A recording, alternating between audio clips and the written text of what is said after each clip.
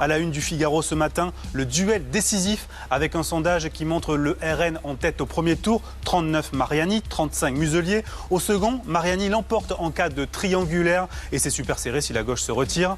Évidemment qu'il faudra se retirer au second tour. Évidemment que la question du Front républicain, appelons cela comme ça, est posée. En tous les cas, je le dis depuis le début. Le Front républicain, ça n'existe plus. En réalité, qui croit sincèrement que la République est menacée si on prend une ou plusieurs régions?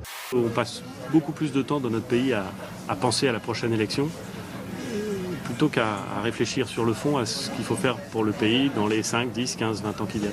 On est rentré dans un parti à l'époque où il y avait, j'ai presque envie de dire, des géants comme Pascoa ou Seguin et qui aujourd'hui ça finit par Jacob.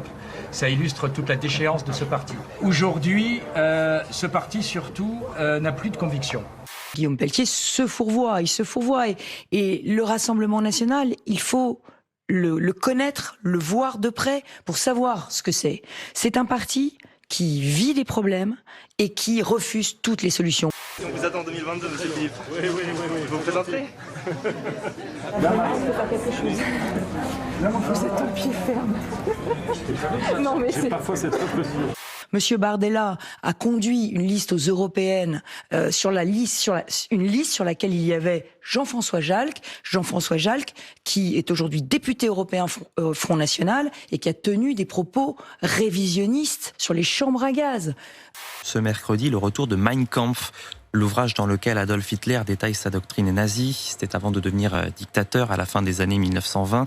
Le livre est réédité en 10 000 exemplaires pour historiciser le mal, c'est ce que dit la maison d'édition Fayard. 70 ans après la mort de l'auteur, le copyright tombe et donc n'importe qui peut le publier n'importe comment.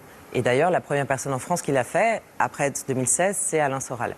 Et donc il fallait répondre à cette situation en proposant un livre qui est vraiment un livre, comme dit Serge Klarsfeld, un livre critique et éducatif contre Mein Kampf. Le livre n'est pas à la portée de tous puisqu'il coûte 100 € et n'est disponible qu'en commande et non pas en librairie. Il sera néanmoins possible de l'emprunter en bibliothèque. Évidemment, c'était pas non plus un coût lucratif. Depuis le début, il était évident que Fayard ne gagnerait pas un centime en publiant Historiciser le mal. Et c'est pour ça que, grâce à Serge Klarsfeld, on a signé une convention avec la fondation Auschwitz-Birkenau.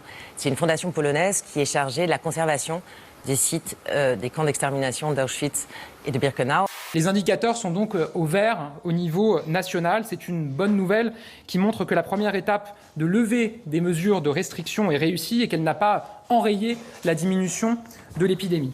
Nous avons décidé ce matin, à partir du 15 juin, de commencer à ouvrir la vaccination pour les adolescents, enfin les plus jeunes, et à partir du 15 juin, de permettre aux 12-18 ans d'aller se faire vacciner. Elle sera évidemment sur la base du volontariat, avec l'accord des parents, vous l'imaginez bien, elle ne sera en aucun cas obligatoire, et elle va participer de ce mouvement d'immunité collective qui nous permettra nous l'espérons, de limiter des fermetures de classes, de collèges ou de lycées à la rentrée.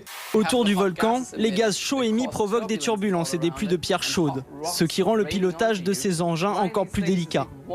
Grâce à la retransmission en direct, Joe Helms a tout de même réussi à récupérer les images captées par le drone. Mais le crash est-il volontaire ou bien dû à un incident technique? Le pilote laisse planer le doute. Je laisse à l'interprétation du spectateur. Cela mène à des discussions intéressantes. Je vous trouve meilleur que Kylian Mbappé. Je suis obligé de te dire la vérité, au foot, c'est pas vrai.